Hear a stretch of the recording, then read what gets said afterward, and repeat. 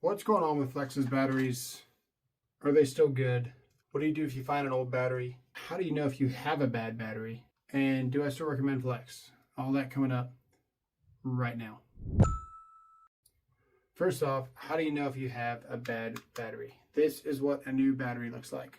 Now, the problem is the old model number is also FX0111. So, how do you know? I've ran across one -1 battery with the curves, but most of them have the horizontal lines in. The lights still look pretty similar. This one here is needs to be charged. What's so great about Flex is that basically any battery that you get, whether it's a 2.5, a 2.0, a 5, a 6, doesn't matter what it is, they're all going to run all the tools pretty equally. Meaning, if we compare that to DeWalt, where you take a 2.0 DeWalt and you try to run it in a circular saw, it's going to bog down just a little bit more versus a 5.0. And before you say, well, Robert, that's just amp hours. So amp hours don't change the power of the tool because it's not voltage, it's amps. The truth is that you have more cells to create higher amperage.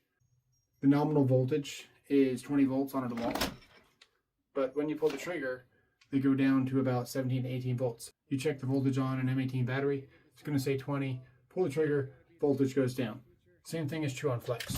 The higher amp hour batteries maintain their average voltage slightly higher, not more than 24, but slightly higher to where when the tool's under load, they're still delivering a higher voltage than the lower ampere batteries.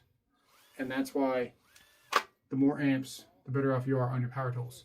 But for Flex, for most of their tools, unless you're really getting into some extreme like rear handle flex saws or the two-handed recip cutting through a whole bunch of lumber or something, you're not going to notice a difference. And that's something that I really appreciate for the Flex line. I've noticed that from day one. The hammer drill, the turbo, there's not even one of. It's the fastest hammer drill on the market right now in concrete, even faster than some SDSs. The 2.5 worked just as good as the 5.0 from day one. One of the first things I noticed with Flex. Why I jumped on board immediately. Let's look at some of the batteries. So this is the older 2.5. This is the newer 2.5. They got one of the most extensive lineups of batteries that we've seen. So we got the 2.0 here. This is stack lithium. This will never leak on you. Never has. I can't say never will, but it should. There's nothing in there that will make it all stack lithium. This one here has 18650s, and they say they got it fixed compared to the older generation. Then you got the 3.0, which is also stack lithium. There was a time where Flex was sending these to replace these. So what do you do if you have one of these older batteries? You should contact Flex and get it switched out. You don't want the whatever it is, dielectric grease, acid, whatever you want to call it. If you get this on your customer's finishes, they're never going to call you back. So this stuff gets all over your tool bags, all over your hands, all over your tools while you're working, and especially in the heat, it just kind of oozes out. You don't want an old battery from Flex. So make sure you contact Flex, and they should send you one of these.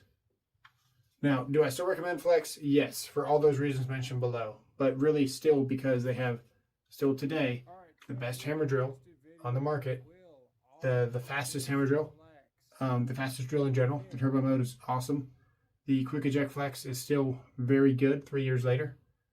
The best one-hand recip, the best tower light. Bosch is getting pretty good with their vacuums, but they still have a very, very good vacuum system. Their rear handle is still really impressive. They still have some of the best tools 3 years later. For a while, they were kind of nipping at the heels of Milwaukee for a lot of things, but it seems like Milwaukee just kind of got stagnant with what they were really pushing out. We're going to see on their next lineup with their newer power state motors and stuff. But for the most part, Flex is still a really, really good value. And especially at Lowe's right now, for like $150, you can go get one of their best drills, the turbo here, right here, for like $150, and you're getting the kit. They just go to Lowe's, see what they got, because for whatever reason, Lowe's seems like they're trying to kill Flex, just like they killed Tough Belt, just like they killed Swanson, just like they killed Greenlee, just like they killed Ideal. they're not the best company to be hanging on to tools, but it's good for us because we get the deals. They're on Amazon, but yeah, go to Lowe's right now, get you some deals. They've got the 1/2-inch, very large, high torque impact for like $200 with the kit, with the stacked lithium batteries. Let me know if you guys have ever experienced this, where a tool that you have returned to Flex, if you've been under warranty or whatever, if they let you keep that tool, because that happened to me personally, and a couple other people. They lost the thing that attaches the grinder wheel to the grinder, the little lock nut thing. They lost that, called Flex, and they just sent them a whole new grinder. We're winning in the long run as consumers, so that's something pretty cool with Flex. I've never really had a bad experience with any of their tools. Their jigsaw is probably got the most power I think I've ever seen. It'll just snap blades off before the motor bogs down.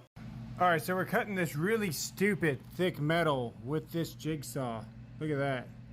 Now I want to show you, this saw refuses to bog down. So I got my partner holding this on this side, and you're just gonna hear this thing scream.